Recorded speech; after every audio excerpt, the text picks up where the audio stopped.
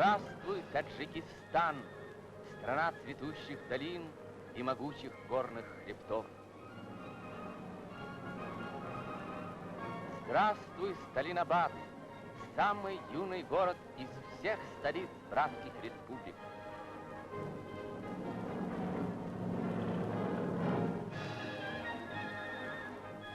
Здравствуй, Салом, приветствует тебя на своем родном языке посланцы братских республик, приезжающие на праздник 25-летия Таджикистана. Это прибыли делегаты Казахстана.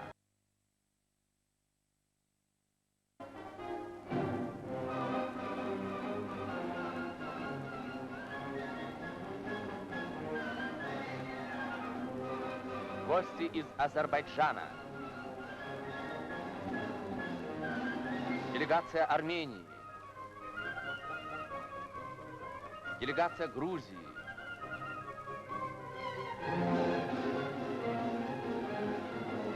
Представители Советской Украины.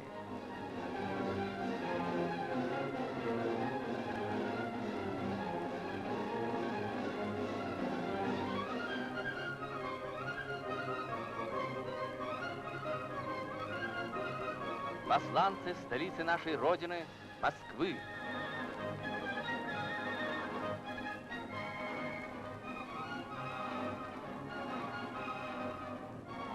На юбилейные торжества прибыл заместитель председателя Совета министров СССР товарищ Косыгин.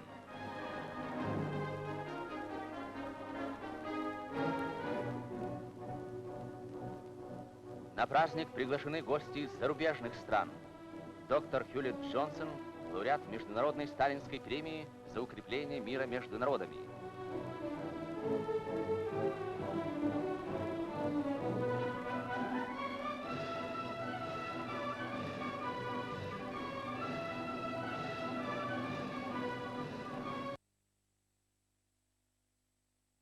Советского культурного общества, возглавляемой Теджем Синхом, члены парламента, деятели науки и культуры. Сталинобадцы тепло встретили друзей.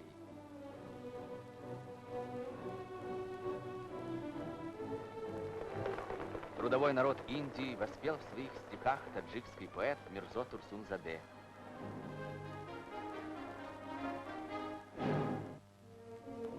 Первое знакомство со столицей Таджикистана, выросшей на месте маленького кишлака Дюшанбе.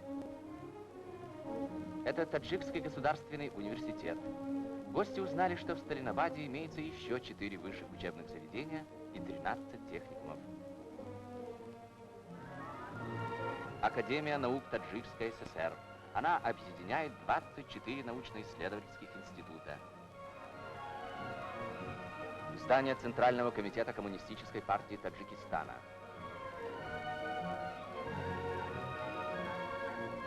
Площадь имени Москвы.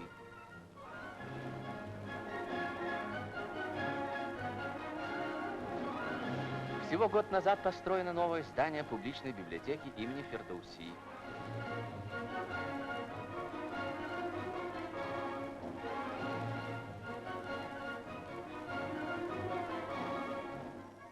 Медицинский институт имени Абу-Али Сино. Педагогический. Накануне юбилея закончено строительство Дома культуры. Сейчас в Сталинабаде 49 клубов и 4 театра. Здание Президиума Верховного Совета и Совета министров Республики.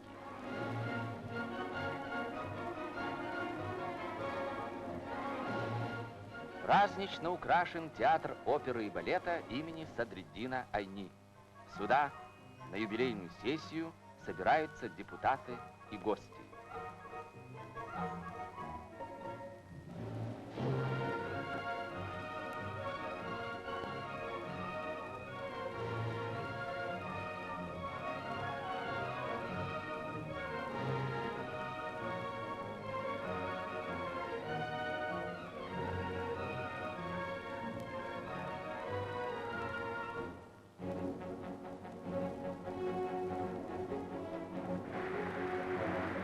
23 октября 1954 года.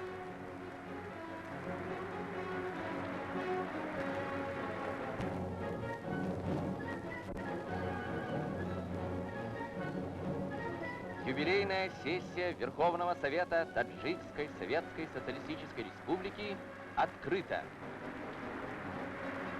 На трибуне заместитель председателя Совета Министров СССР товарищ Косыгин.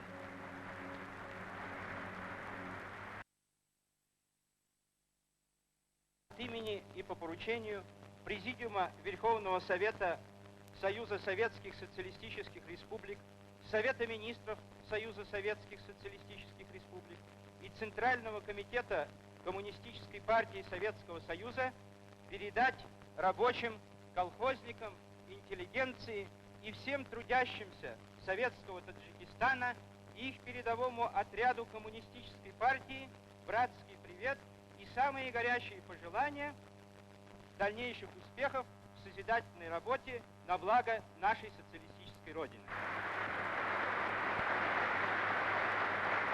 Вместе с трудящимися советского Таджикистана его славное 25-летие отмечают сегодня трудящихся всех других национальных республик, все народы нашей великой Родины. Вместе с вами они радуются успехам таджикского народа в его политическом, хозяйственном и культурном развитии. Гордятся тем, что таджикский народ с помощью великого русского народа и других братских народов Советского Союза успешно осуществил строительство социализма и приступил к строительству коммунистического общества.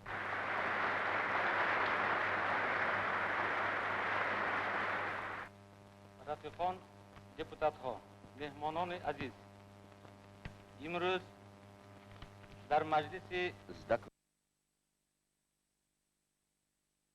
выступил председатель Совета Министров Таджикской ССР товарищ Расулов. Республики Совети Социалисти Тоҷикистон ҷамъ омадем. Совети Олии Республики Совети Социалисти Тоҷикистон, ҳукумат ва Комитети Марказии партияи Коммунистии Тоҷикистон, коргарон, колхозчиён, интеллигенсия ва ҳамаи меҳнаткашони республикаро ба муносибати иди бузурги миллии халқи тоҷик самимона табрик ва муборакбод мекунад. Товарищ Расулов отметил успехи республики в развитии промышленности, сельского хозяйства, в культурном строительстве. В короткий исторический срок, 25 лет, коренным образом изменилась жизнь таджикского народа. Появились новые города и села, крупные промышленные центры, фабрики и заводы, шахты и рудники. Таджикская земля покрылась сетью ирригационных систем и каналов.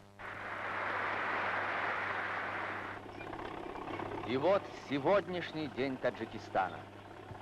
Новые и новые каналы, оросительные системы прокладываются для расширения посевных площадей республики. А степь, сухая, выжженная солнцем равнина. Ни дерева, ни зеленой травы. Одни колючки. По призыву коммунистической партии на эти необжитые пространства пришла смелая, задорная молодежь. Ожила степь, вырос полотняный город, и пока новоселы временно устраиваются в палатках, уже собираются прочные, добротные дома для строителей Дальверзинского оросительного канала.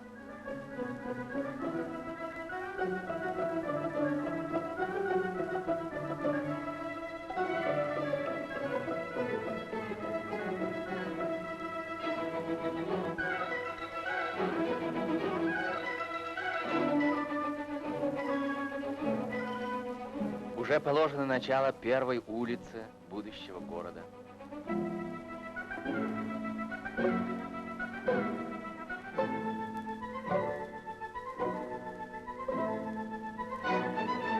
Быстро растет и поселок строителей перепадной гидроэлектростанции в долине реки Вахш. Где бы ни велось большое строительство в республике, всегда можно увидеть Вагаршака Карамова. Здесь он руководит сооружением нового гидроузла.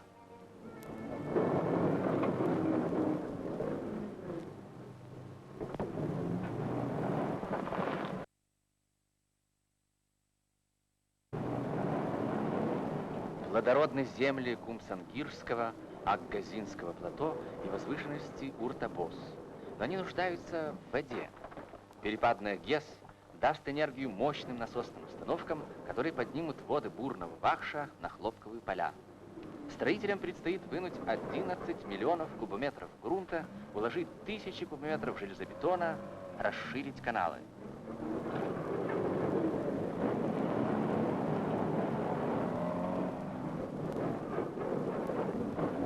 Благоустроенным городом стал Кайракум, поселок строителей самой крупной в Средней Азии гидроэлектростанции. В бесплодной пустыне, на берегу Сырдарьи, за 3 года возникли кварталы жилых домов, школы, магазины, клубы.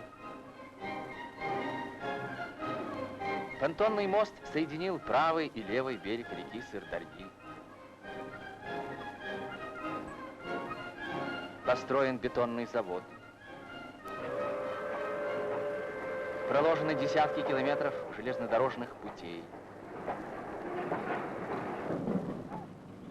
Непрерывно идут земляные работы в котловане, где будет сооружена гидроэлектростанция.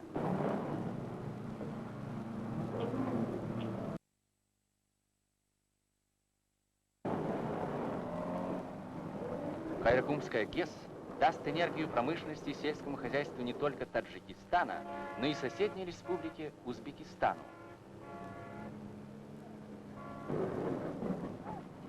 Устанавливается арматура для сооружения плотины, которая поднимет уровень воды на реке на 22 метра. Мощные гидромониторы размывают грунт правого берега для намыва плотины. Прораб Убайдулло Джураев и молодой инженер Екатерина Рахманкулова одними из первых пришли на эту стройку. Это подготавливается дно будущего водохранилища. Разлив вод Сырдарьи образует здесь Таджикское море. Водохранилище емкостью в 4,5 миллиарда кубометров позволит оросить 450 тысяч гектаров земли. Республика получит новые хлопковые массивы. На стройке используется опыт волгодонцев. Механизированными работами на Кайракумстрое руководит знатный экскаваторщик Волгодона Евгений Симак. Большим праздником для строителей Кайракума был день 28 сентября 1954 года, когда закладывался фундамент здания гидроэлектростанции.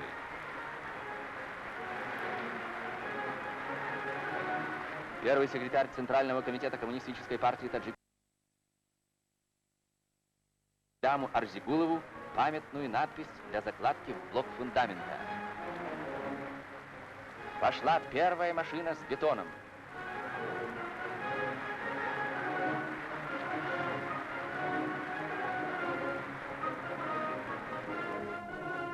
Так было положено начало новому этапу в сооружении Кайракумской ГЭС, который войдет в строй в 1956 году. А здесь, в Орджоникидзе-Батском районе, собрались на торжественное открытие межколхозной гидроэлектростанции.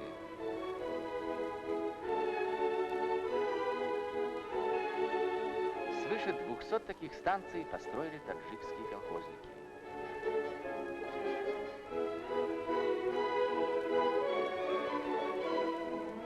Новая гидроэлектростанция дала ток колхозам имени Сталина и имени Москвы. Таджикские хлопководы ведут упорную борьбу не только за освоение новых земель и расширение хлопковых массивов, но и за повышение урожайности, применяя прогрессивные методы возделывания хлопчатника. Посев хлопчатника с суженными междурядьями в 60, а затем и 45 сантиметров, привел к значительному повышению урожайности. Еще большие результаты получены при переходе на квадратно-гнездовой способ возделывания хлопчатника. Передовой опыт колхозов республики стал достоянием всех советских хлопководов.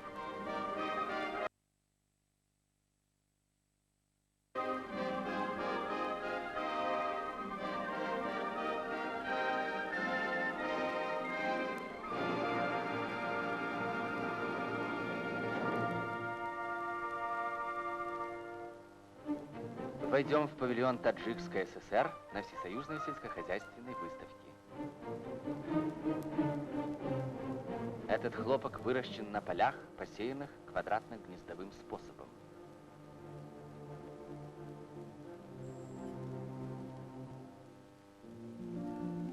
важное значение имеет правильный выбор размера квадратов.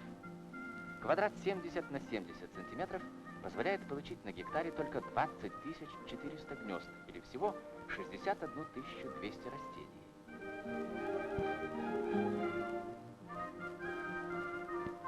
При квадрате 60 на 60 сантиметров на гектаре можно получить уже 27 700 гнезд, или 83 300 растений. А квадрат 45 на 45 сантиметров позволяет получить на гектаре до 49 400 гнезд, или 120 тысяч растений, то есть в 2 раза больше, чем при схеме 70 на 70 сантиметров.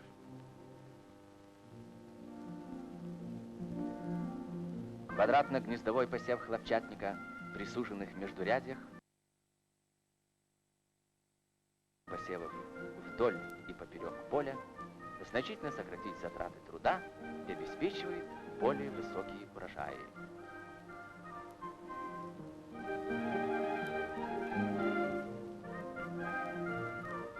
В павильоне представлены и достижения животноводов Таджикистана. Животноводство в республике является важной отраслью сельского хозяйства.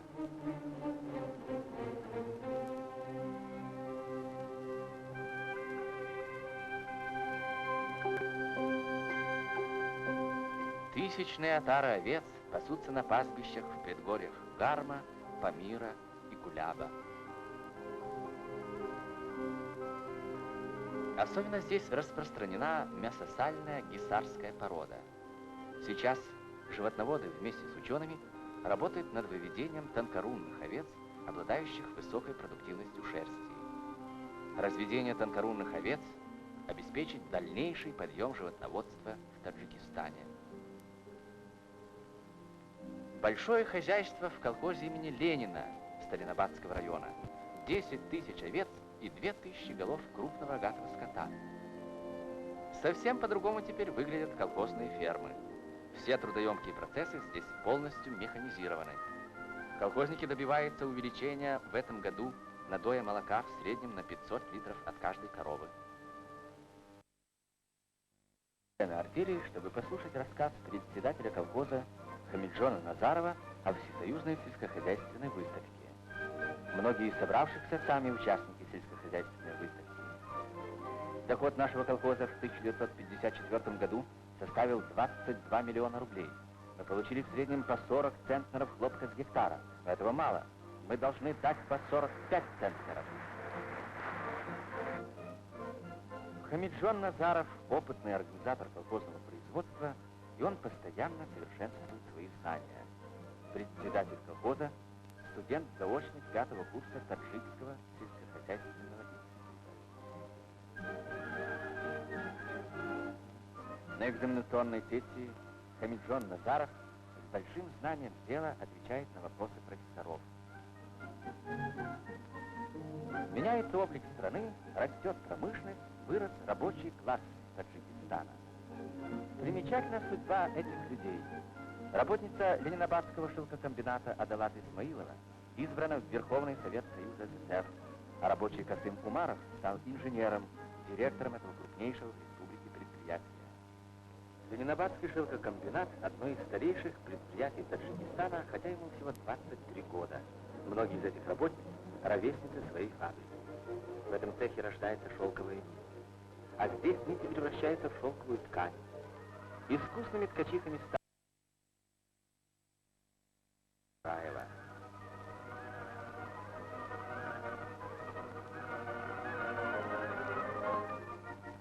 На ткань наносится национальный орнамент, и она приобретает нарядный и красивый вид. К юбилею республики комбинат освоил 48 набивных и 60 пестротканных рисунков. Более 20 миллионов метров различных тканей выпускает Сталинобадский текстильный комбинат.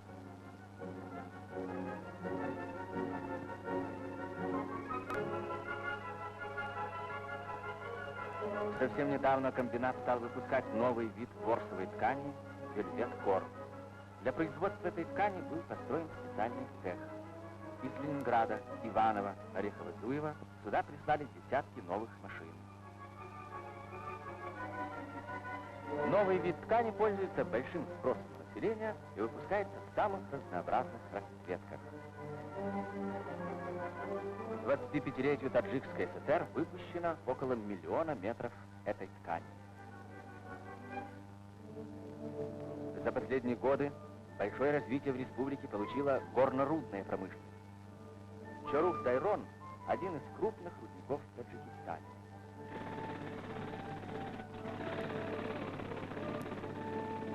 Инженер Дуплякин и бурильщик Щекочихин стали здесь высококвалифицированными мастерами. Хаджаев сейчас главный инженер рудника.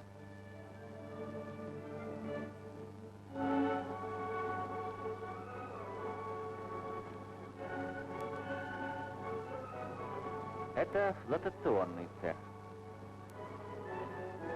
6-й год работает здесь Юлия Ерышева. Она ученица Натальи Павловны Дорофеевой, которая продолжает заботливо следить за успехами своей воспитанницы. Шураб – крупнейший угольный бассейн Таджикистана. Вместе с ветеранами, опытными мастерами успешно трудятся и молодые шахтеры, воспитанники горно-промышленной школы Шураба. Вот один из них – Ислам Истоев.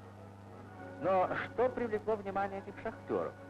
Дело в том, что среди них в центре писатель Рахим Джалил. Он пишет роман «Их жизни шахтеров», и поэтому здесь его интересует все. Рахим Джалил – свой человек в Шурабе. Он давний друг этих знатных шахтеров. Писатель полюбил новый город, и он всегда желанный гость в шахтерском доме.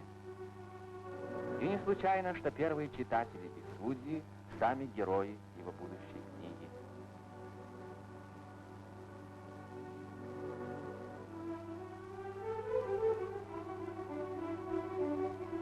В основу романа «Бахтиер» положена биография шахтера Ульмаса Садиева.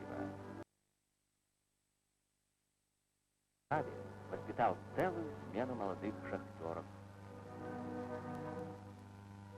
С интересными наблюдениями, живыми впечатлениями, новыми творческими замыслами пришли писатели Таджикистана на свой съезд.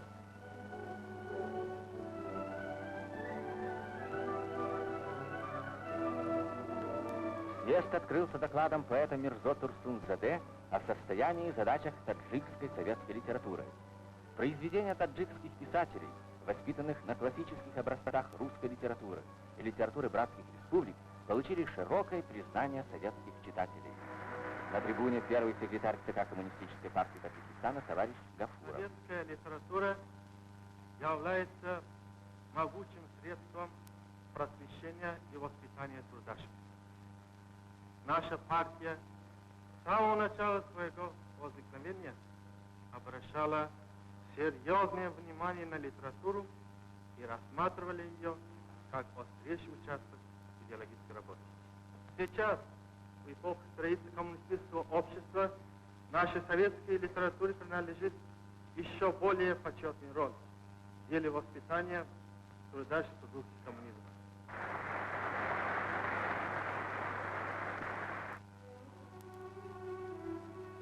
Произведения таджикской литературы находят благодарного и отзывчивого читателя.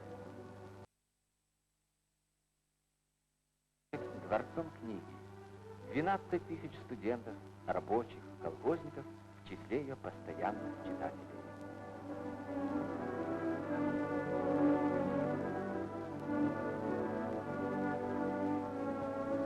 Библиотека хранит свыше 750 тысяч книг. Среди них есть уникальные творения таджикской классической литературы, насчитывающие многие столетия. Рудаки, Фердауси, Абу-Али Сино. Традиции таджикского национального искусства получили новые выражения в произведениях писателей, художников, композиторов на современные темы. 25-летнему юбилею республики посвятил свой новый спектакль Государственный театр оперы и балета имени Садриддина Айни. Опера композитора Баласаняна «Бахтиер и Нисо» воспевает героическую борьбу народа за установление советской власти в Таджикистане. Роль Нисо исполняет народная артистка Таджикской ССР Ханифа Мавлянова.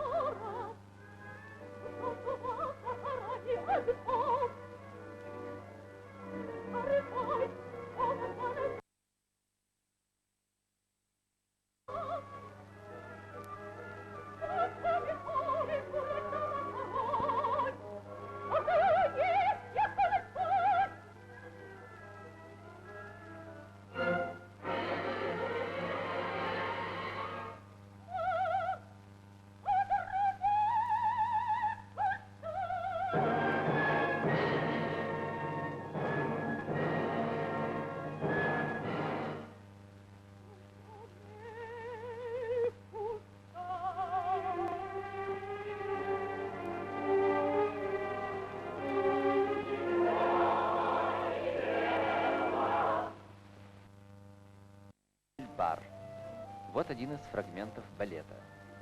Перед колхозниками выступают столичные артисты.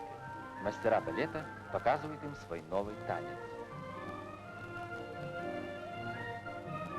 Молодая колхозница Дильбар любуется искусством гостей.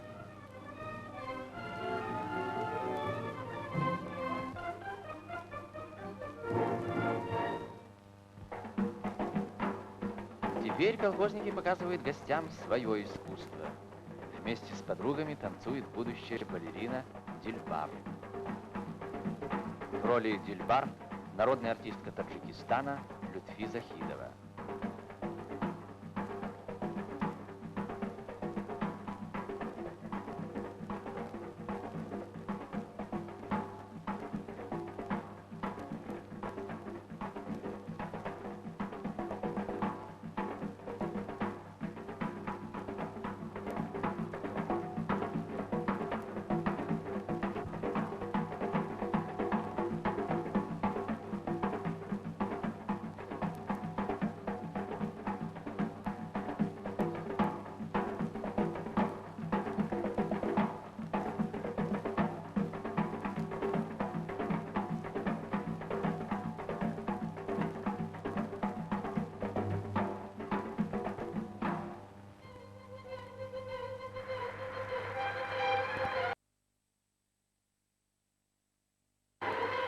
Славному 25-летию республики посвятили свое выступление таджикские спортсмены на физкультурном параде в Москве.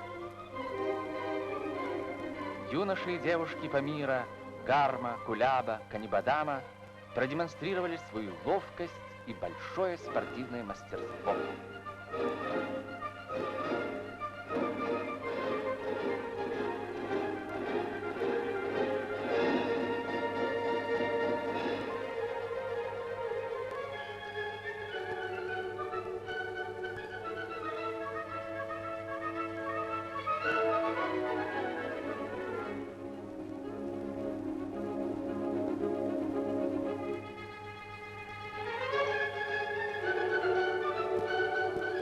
И как символ самоотверженного труда таджикского народа, они пронесли над собой гигантскую коробочку хлопка.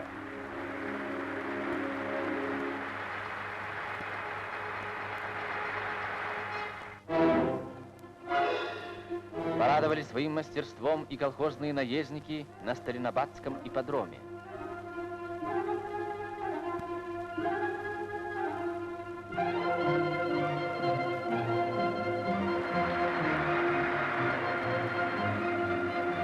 Лихих коней вырастили колхозные коневоды.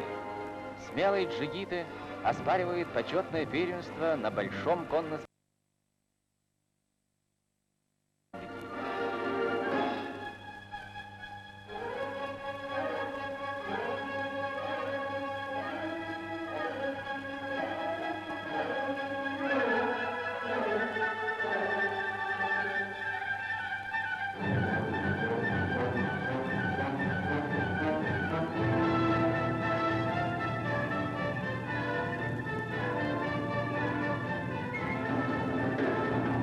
Трубят карнаи.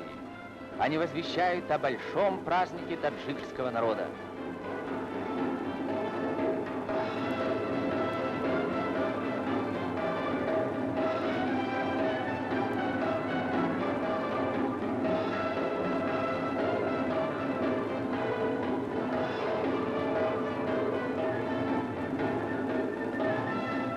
Радостью и весельем, гордостью за свою страну, за свой народ наполнены в этот день сердца людей. Первый тост за нашу великую Родину, за родную коммунистическую партию. На концерте в честь 25-летия республики коллектив Таджикской государственной филармонии исполняет танец «Туяна».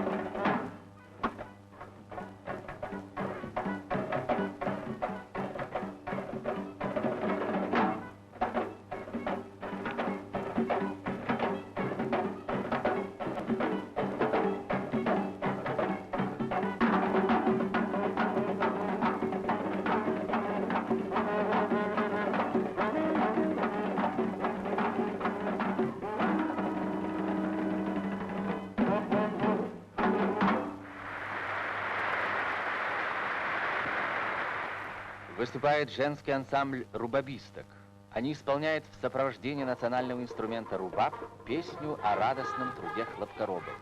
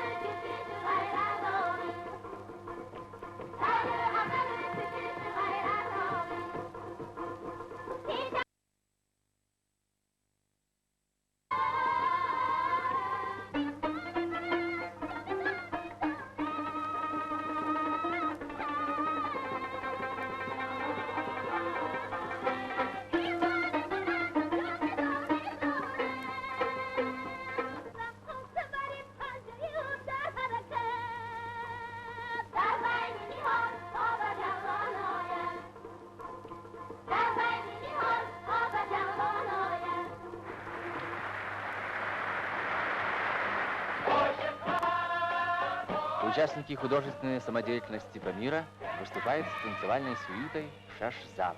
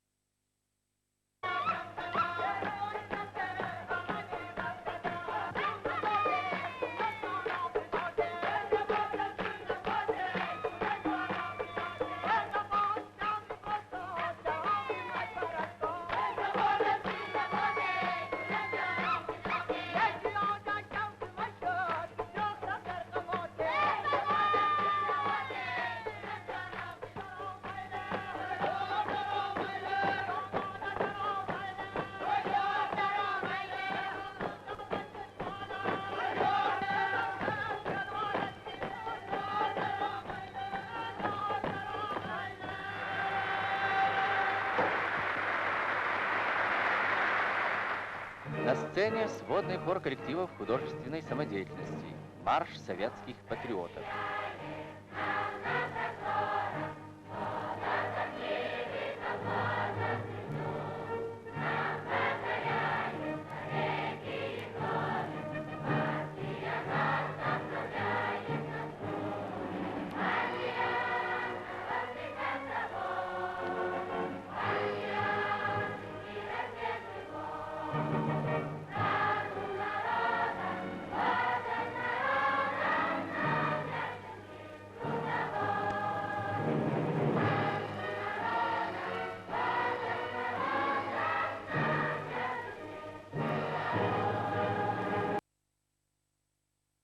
Друг всех республик страны, и в труде, и в бою мы друг другу верны.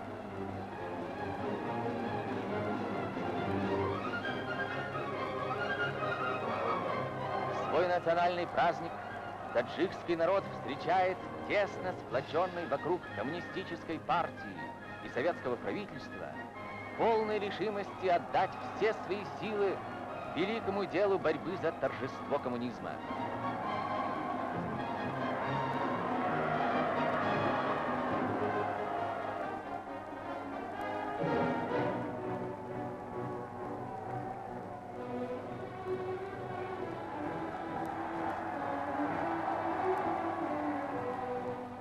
В это великое дело республика вносит свой вклад – хлопок.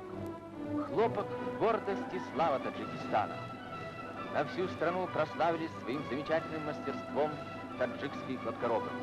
За 25 лет Посевные площади республики расширились в 2 с лишним раза. Валовый сбор хлопка возрос в 10 раз. Около 40% тонковолокнистого хлопчатника получает текстильная промышленность нашей страны из Таджикистана. Республика превратилась в одну из основных баз Советского Союза по производству хлопка.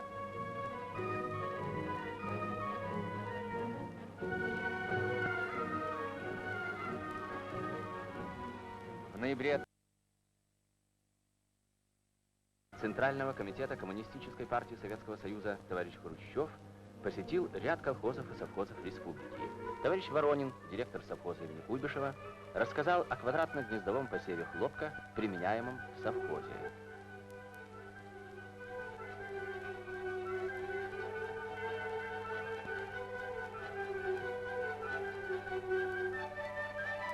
Товарищ Хрущев одобрил инициативу таджикских хлопкоробов и посоветовал продолжать и дальше работу по квадратно-гнездовому способу посева хлопчатника более узкими междурядьями. Инженер совхоза имени Куйбышева товарищ Бирюков показал товарищу Хрущеву сеялку, культиватор, пропашной трактор, переоборудованные для посева с суженными междурядьями.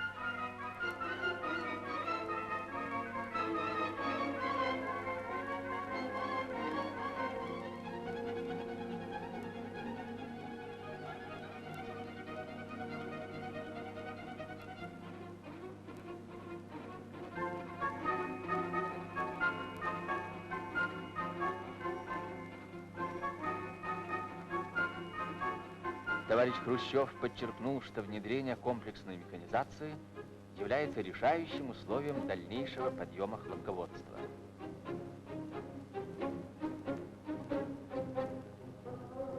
В 1954 году хлопкоробы Таджикистана успешно выполнили государственную. Таджикистан занял первое место в Советском Союзе по урожайности хлопка.